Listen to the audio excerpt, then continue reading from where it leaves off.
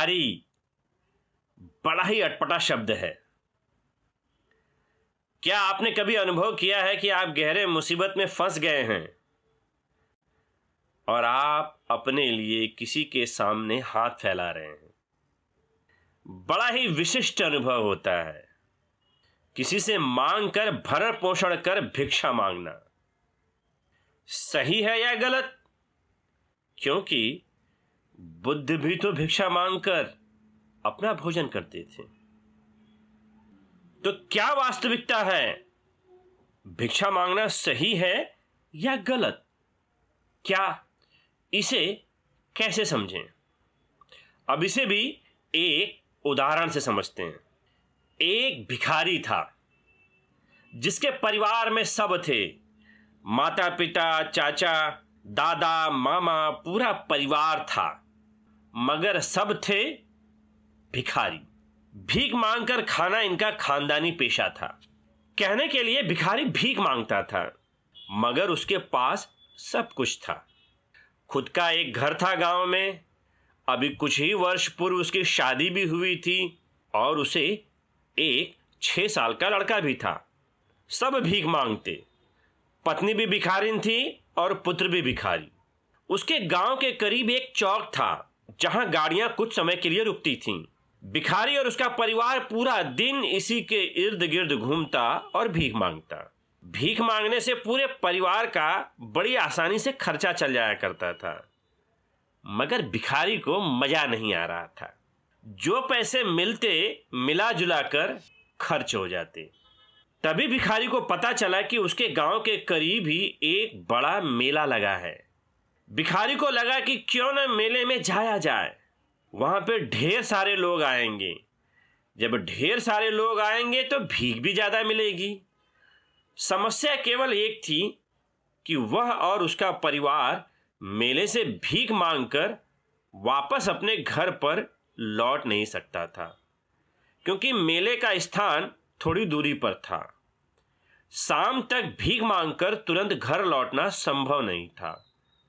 नतीजन भिखारी ने पूरे परिवार सहित उस मेले के दौरान वहीं पर रुकने का फैसला किया। भिखारी का यह निर्णय कमाल कर गया।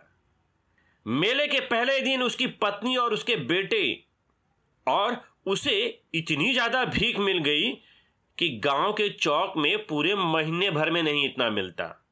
भीख में मिले इतने सिक्के कि केवल सिक्कों से ही कई थैलियां भर गईं, और जो नोट मिला सो अलग।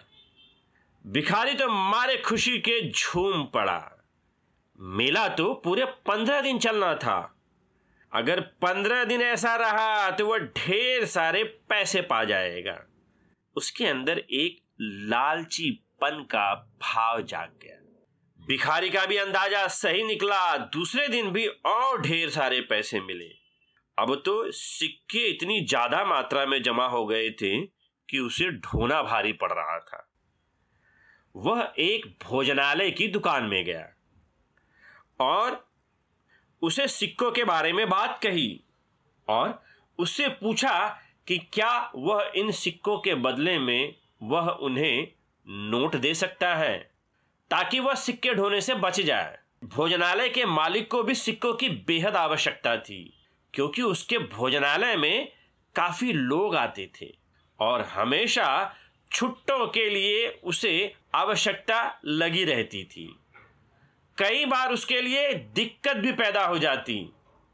उसने खुशी खुशी उन सिक्कों को नोट से बदल दिया और उसने उस भिखारी के सामने यह प्रस्ताव रखा कि यदि पूरे दिन में भीख में मिले सिक्कों को वह उनके पास लाएगा तो वह अपने भोजनालय में उस भिखारी और उसकी पत्नी व बेटों को दोनों समय का मुफ्त भोजन करवाएगा।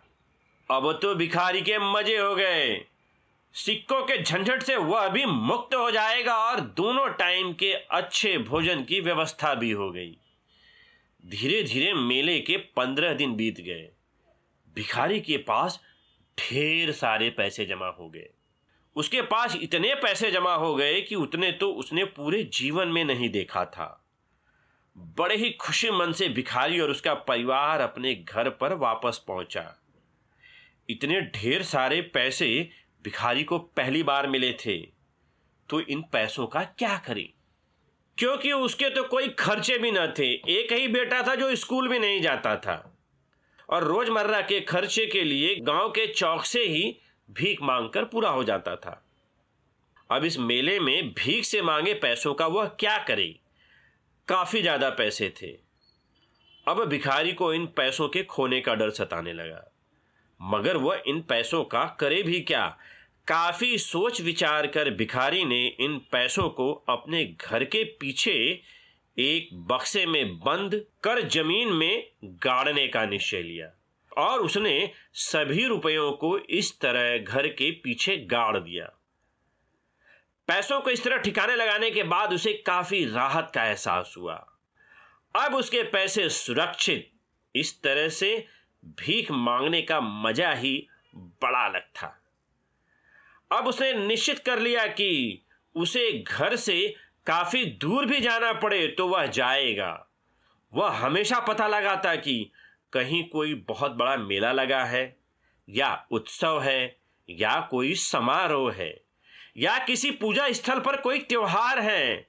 सभी प्रकार की जानकारी एकत्र कर वह अब दूर दूर तक परिवार के साथ भीख मांगने लगा और बचे समय में वह पहले की तरह गांव के चौक पर भीख मांगता। इस प्रकार बाहर जाने के हर बार के प्रयास में काफी बड़ी रकम इकट्ठा हो जाती। अब खर्चे तो उसके पास थे नहीं। उसकी पत्नी और उसका बेटा भी साथ ही भीख मांगते। खाने पीने के लिए उन्हें भीख के दौरान ही काफी कुछ मिल जाया करता। अब इस तरीके से दूर जाकर भीख मांगने की नई योजना ने भिखारी को गदगद कर दिया। अलग अलग अवसरों पर वह घर से दूर जाकर भीख मांगता। उसमें उसे भरपूर पैसे मिलते और उन पैसों को घर पर लाकर वह घर के पीछे गाड़ देता। वह हमेशा सोचता कि भविष्य में कोई खर्चा आएगा तो वह उन पैसों को निकालकर खर्च करेगा।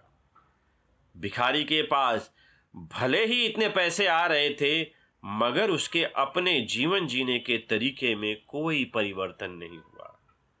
जैसे वे पहले रूखा सूखा खाते थे, वे अब भी रूखा सूखा खाते थे। शायद ही कभी उनके घर में चूल्हा जलता, क्योंकि 3 लोगों द्वारा भीख मांगने के दौरान ही उन्हें खाने पीने की चीजों की व्यवस्था भी हो जाती, तो खाने पीने के खर्च के सारे पैसे बच जाते। भिखारी अपने कपड़ों पर भी एक पैसा खर्च न करता। उसमें उसकी एक चिंता थी, यदि उसने नए और अच्छे कपड़े पहने तो लोग उसे भीख देना ही बंद कर देंगे, जो काफी हद तक उसकी सही चिंता थी। भिखारी अब भी बेहद कंजूस था। पहले उसे कंजूसी करनी पड़ती थी क्योंकि उसके पास पैसे कम पड़ते थे, मगर अब वह कंजूसी करता कि वह अपनी आदत से ही मजबूर हो गया। जब भी उसका बेटा किसी खिलौने या कुछ की मांग करता, उसका भिखारी पिता उसे डांट देता। बेचारा बेटा मन महसूस कर रह जाता। हालांकि उसका बेटा भी साथ में भीख मांगता, मगर जैसे ही उसके पास कुछ पैसे जमा होते, भिखारी उससे ले लेता। उसकी पत्नी भी कई बार भिखारी से अपने सजने संवरने से जुड़ी वस्तुएं लेने का आग्रह करती, मगर भिखारी उसे भी डांट देता। बोलता, भिखारन है ना, तो भिखारन की तरह रहना सीख। हालांकि सबसे ज्यादा भीख उसकी पत्नी ही इकट्ठा करती, मगर वह उसकी भी एक न चलने देता। भिखारी का पैसों से इतना गहरा लगाव था कि एक बार पैसे उसके पास आ गए तो उनका उसके चंगुल से निकलना बहुत मुश्किल था और वह अंत में उन जमा हुए पैसों को घर के पीछे गाड़ देता। धीरे धीरे 15 वर्ष बीत गए।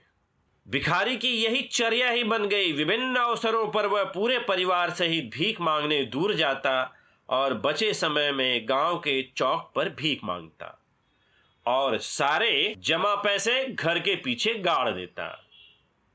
हालांकि उसकी पत्नी उससे शिकायत करती, कुछ तो पैसे निकालकर उसमें खर्च कर लो, मगर हमेशा भिखारी उसे डांट देता।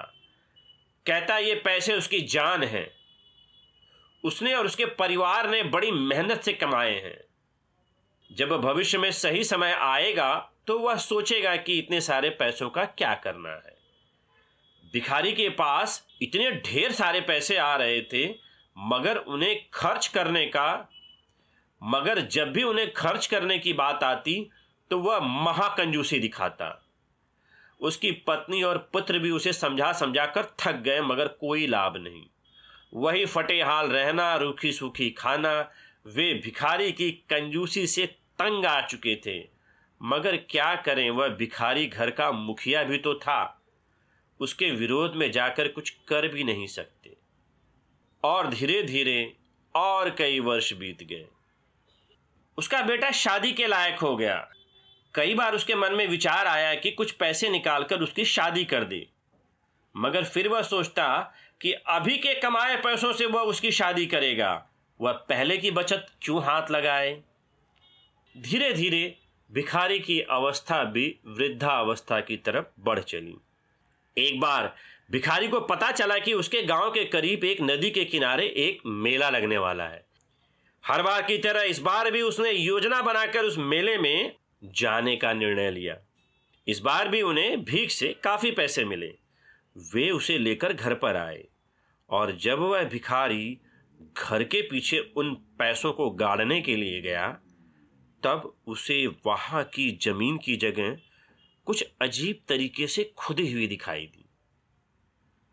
उसे कुछ समझ नहीं आया। उसने पास की जमीन खोदी तो उसके होश उड़ गए। वहां पर उसके पैसों से भरे बक्से गायब मिले। उसका माथा चकरा गया। वह जोर जोर से पत्नी और बेटे को आवाज लगाई। वे दौड़े चले आए। सबने मिलकर घर के पीछे वे सारे हिस्से खोद डाले, मगर वे सारे रुपयों से भरे बक्से गायब मिले। भिखारी की हालत पागलों जैसी हो गई। वह यह समझ ही नहीं पा रहा था कि पैसे कहां गए। पूरे जीवन की जमा पूंजी थी, वह इस तरीके से अचानक गायब हो गई। क्या किसी ने इन्हें चोरी कर लिया? वह भिखारी दुख के मारे पागलों जैसी हरकत करने लगा। अब इसके बारे में किसी से क्या कहे? क्या कोई मानेगा कि उसके पास इतने ढेर सारे रुपए थे? उसे उसके बेटे और पत्नी ने ढांढस बंधाकर घर में लाया, मगर वह भिखारी बार बार घर के पीछे जाकर वहां की मिट्टी को खोदना शुरू कर देता। उसे लगता कि कहीं पास में ही पैसे दबे होंगे। खोद खोद कर उसने सारा घर के पीछे का हिस्सा खोद डाला। उसकी हालत कुछ कुछ पागलों जैसी होने लगी।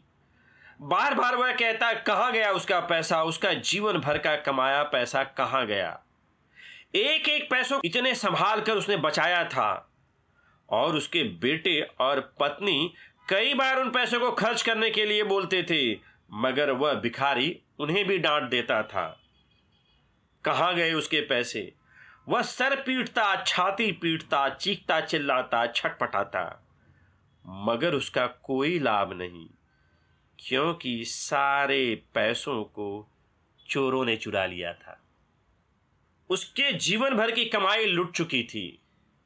वह बर्बाद हो चुका था। उसकी पत्नी भी उसे बार बार समझा रही थी, बेटा भी बार बार समझा रहा था, मगर अब तो सब कुछ लुट चुका था। वह सोचता कि कम से कम इनकी बात मानकर पैसों को निकाल कर अगर बच्चे की शादी भी कर देता, उतना तो उसका काम हो जाता, मगर अब तो सब कुछ लुट चुका था। वह भिखारी उस सदमे से बाहर ही नहीं आ पा रहा था। अब फिर से इतने पैसे जुटाने के लिए कैसे संभव होगा? यह उसके पूरे जीवन की कमाई थी। अब तो इसके लिए नया जीवन चाहिए, क्योंकि अब तो वह वृद्ध भी हो चला था। उसकी पैसों के प्रति गहरी आसक्ति यह मानने को तैयार ही नहीं थी कि उसका पूरा धन लुट चुका था। उसकी पत्नी उससे बार बार कहती, इतने वर्षों में इस धन की आज तक आवश्यकता नहीं हुई। वे सारे पैसे जो हमने गाड़े थे उनकी जरूरत तो हमें कभी हुई ही नहीं, तो क्यों परेशान हो? फिर से हम अपनी जरूरत के लिए भीख मांगकर पैसे तो इकट्ठा कर ही सकते हैं, जिनसे वे खा पी भी सकेंगे और अपने बेटे की शादी भी कर सकेंगे। मगर उस भिखारी के अंदर उस पैसों से लगाव इतना गहरा घुस गया था कि वह अपनी सोच विचार की क्षमता ही खो चुका था। लाख उसके परिवार के समझाने का कोई प्रभाव उसके ऊपर नहीं पड़ा और वह मृत्युशैया की तरफ बढ़ चला। इतना गहरा मानसिक आघात, ऐसी बुरी दशा आखिर क्या था? ऐसा वह क्या था जिसने भिखारी की ऐसी हालत कर दी? तो वह था भवाश्रव। तो भवाश्रव या इसी प्रकार के विषयों और उनके पड़ने वाले प्रभावों और चित्त की विभिन्न अवस्थाओं के छुटकारे के ज्ञान के बारे में तथागत बुद्ध मध्यम निकाय के चूलहत्थि पदोपम सुत्त में कहते हैं, जब परिशुद्ध हुए समाहित चित्त को आश्रमों के क्षय के ज्ञान के लिए नवाया जाता है, तब चारों आर्य सत्यों की प्रज्ञा पूर्वक यथाभूत जानकारी होने लगती है। इस बात की भी प्रज्ञा पूर्वक जानकारी होती है कि ये आश्रम है, यह आश्रमों का समुदाय है, यह आश्रमों का निरोध है, यह आश्रमों के निरोध का उपाय है। यह भी तथागत का पद कहलाता है, परंतु आर्य श्रावक इसमें भी विश्वास नहीं करता है कि बुद्ध सम्यक संबुद्ध है, उनका धर्म सुआख्यात है और उनका श्रावक संग सुप्रतिपन्न है। जब इस प्रकार जानते देखते चित्त कामाश्रम, भवाश्रम तथा अविद्याश्रम से विमुक्त हो जाता है, तब यह ज्ञान उत्पन्न होता है, मैं छूट गया। तो यह था आश्रम यानी मानसिक अशुद्धि का प्रवाह, और भिखारी भवाश्रव से ग्रसित हो गया। भवाश्रव का अर्थ है बनने का भाव, जो इस संसार से जुड़े रहना चाहता है। सांसारिक विषयों की चाह या उन विषयों की इच्छा का उत्पन्न हो जाना जो इस जगत से जुड़ी हो। यह कुछ भी हो सकता है। यही सांसारिक विषय है जिनसे व्यक्ति मोह कर बैठता है, और यह भव हमें इन सांसारिक विषयों से बांधे रखता है। हालांकि सांसारिक विषयों की अनित्यता के संदर्भ में बार बार बुद्ध आगाह करते हैं कि सभी सांसारिक विषय अनित्य होते हैं, नष्ट होने वाले हैं, अर्थात इन विषयों से अनायास मोह केवल दुख को ही उत्पन्न करेगा। यही बात वह भिखारी भी नहीं समझ पाया। रुपए पैसे सांसारिक विषय हैं, ये सदा के लिए हो ही नहीं सकते। पैसे आएंगे तो उसी तरीके से वह जाएंगे भी। इनकी अनित्यता इन्हें कभी भी स्थिर नहीं होने देती। यदि ये आज हैं तो कल इनका नष्ट होना इनका मूल स्वभाव है। यही बात भिखारी भी समझ नहीं सका। वह पैसों से मोह कर बैठा, एक ऐसा सांसारिक विषय जिसका स्वभाव है अनित्यता। लाख जतन करने के बाद भी उसके पैसे नष्ट ही हो गए, चोरी हो गए। तो इस प्रकार से बुद्ध भवाश्रय की व्याख्या करते हैं कि इन भवाश्रयों का लगातार उत्पन्न होना, इनका लगातार प्रवाहित होना हमें सांसारिक विषयों से बांधे रखता है, जबकि वास्तविकता ये है कि ये बंधन अनित्यता के कारण नष्ट हो जाता है, और नष्ट होते ही हमें दुख उत्पन्न होता है। यदि यह प्रकृति और व्यवहार इसके बारे में कोई ज्ञात कर ले और इस भव रूपी बंधन को जान ले कि किस तरीके से यह उत्पन्न होता है और किस तरीके से यह उत्पन्न होकर प्रभावित करता है, और कैसे इनका निरोध किया जा सकता है और इनके निरोध के क्या उपाय हैं, इन्हें जानते ही इनके प्रति आसक्ति कमजोर होने लगती है और अंदर से चित्त सुख का अनुभव करता है। तो इस प्रकार से हमने पिछले वीडियो में कामाश्रव के बारे में जाना और यहां पर हमने भवाश्रव को जाना। अब इसके आगे हम अविद्याश्रव को जानेंगे। धन्यवाद।